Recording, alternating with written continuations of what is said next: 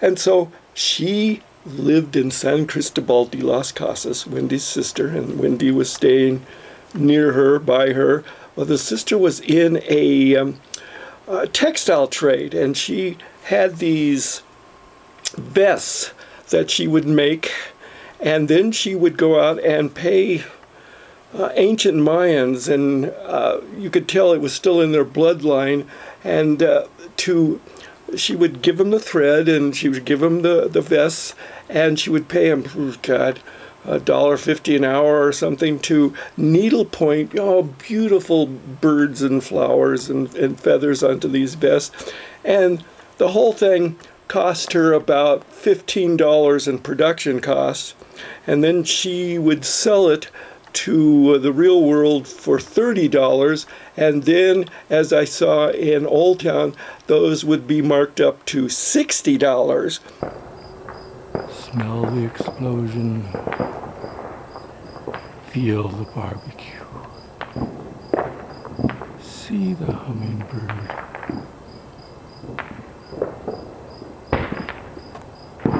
And once I went on with them to this, it might as well have been into the past, an ancient Mayan village. It was open on one side. We sat on little elementary school chairs. The smoke filled the room. I had to leave because of the water, and outside there was open trench, and pigs were their sewer system, and yet these people did beautiful, brilliant textile works on these things that Wendy's sister would sell to the United States, and this was her thing.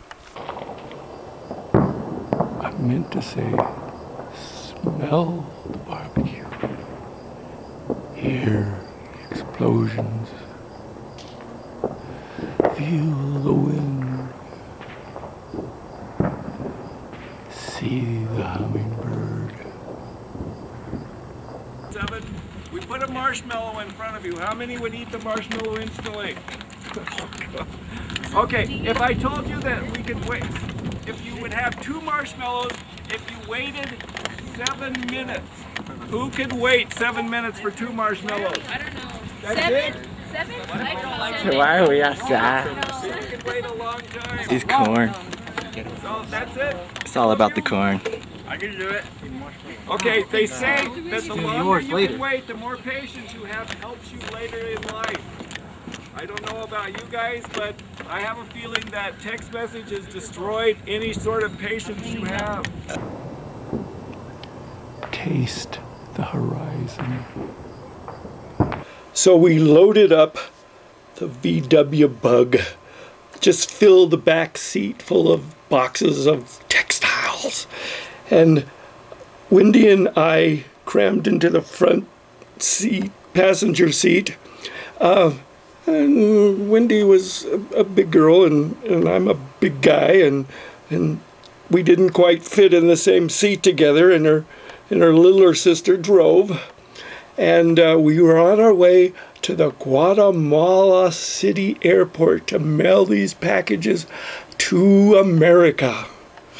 So we got on to the border, and the border freaked out. They thought we were going to stop somewhere in Guatemala and sell our wares and be in competition with their own stuff. So we had to hire a border guard to accompany us.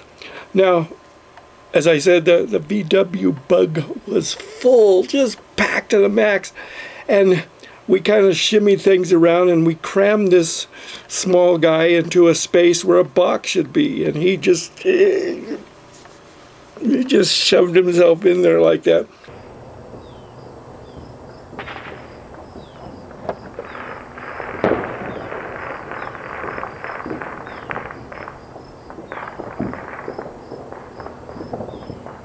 He lets me park a car in the driveway, and I put on CarPlay, front seat theater. Actors sit in the front seat, audience in the back. You get 3 people, you got a full house.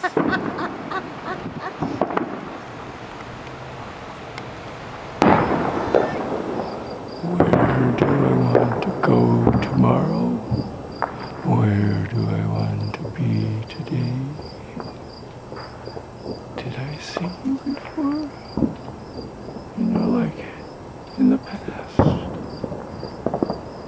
You look different, but you feel the same. Second wife. She would only let me stage manage. She wouldn't let me be a part of the performance. And I asked her innumerable times, but no. Oh, we did get to perform together. We call this one the sofa. So this is where the performance started. Us carrying a sofa up Central. We borrowed a sofa off campus down near Central and University. And it was light enough, and the woman gave us permission because it was her porch couch. And we picked it up and we carried it all the way to the experimental theater, her on one side, me on the other. But whenever we got tired, we would sit in the sofa. Oh, and watch the traffic go by. It was rather nice. And then we picked the sofa up, move it, and we got in front of the Frontier. We crossed the street with our sofa, and then we went through Popejoy Hall, and we set the sofa down in Popejoy Hall. And then we took the sofa downstairs and put it in there. And although it's called sofa, and the sofa took a big part of it, I'll remember at some point, Lane climbed me. She said, just brace yourself and I'll do the work. And okay, so I braced myself, and literally that woman shinnied up one side of me and got my... One, I didn't know I could do it. Two, I didn't know she could do it. Three, wow, one out-arted me.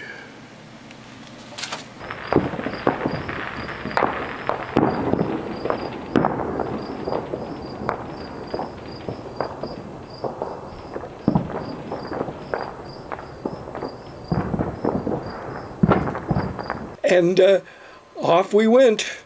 It was an hour and a half to the Guatemala airport.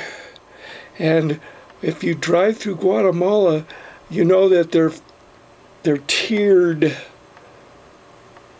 farmlands, and so the road is just on the edge of a cliff. And so we made good time, and we stopped at this gas station to fill up, and we asked the guy in the back seat in our best Spanish if he wanted to get out and stretch his legs. And no, he didn't.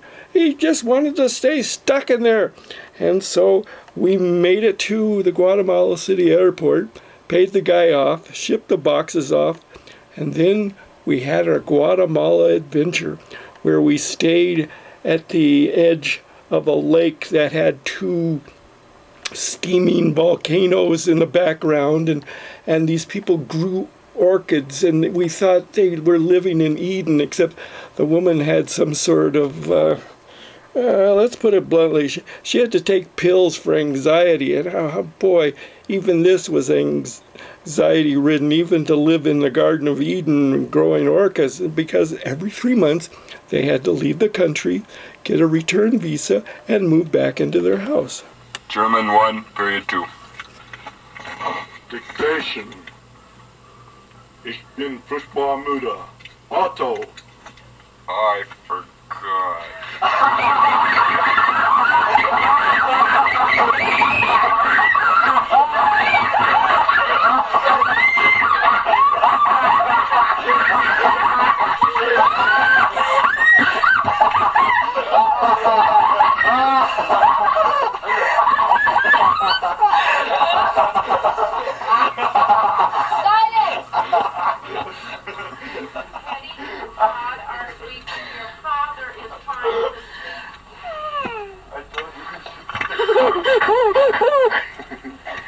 When I was teaching at El Dorado, I was the Drama 1 teacher.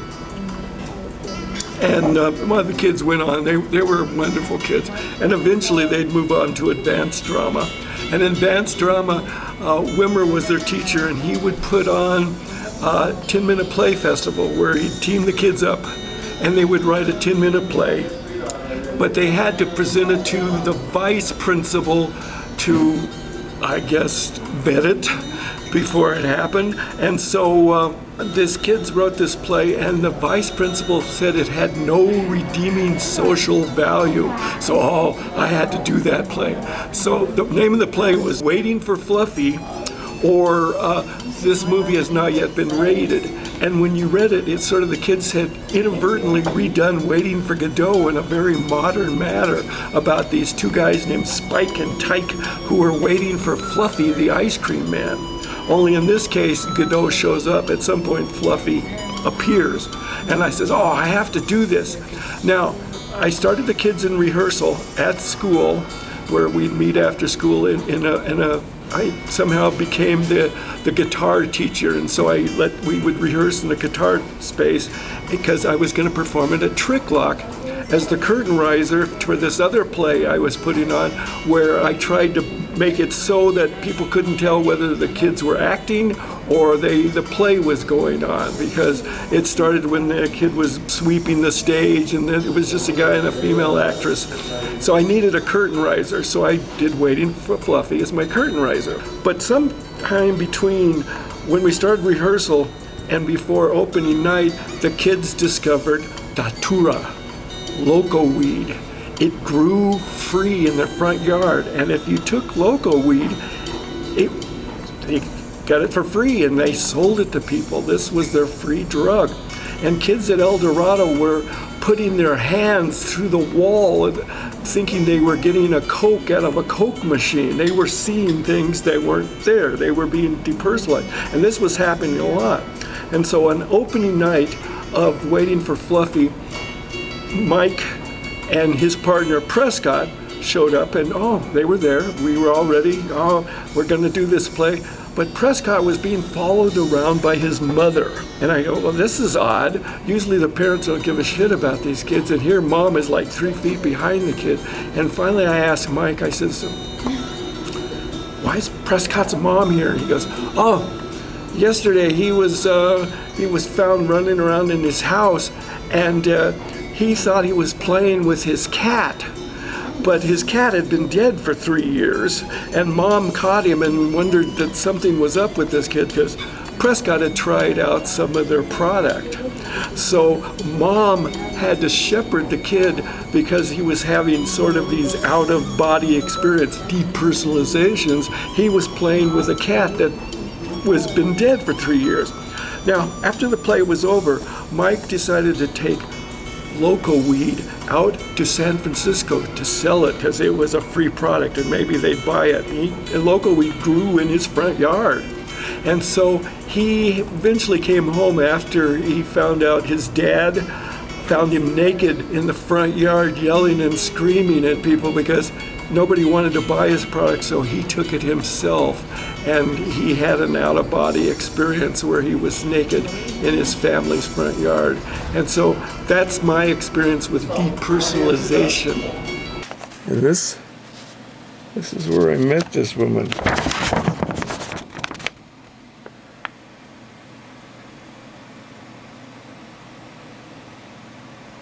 Martian Funk Encounters.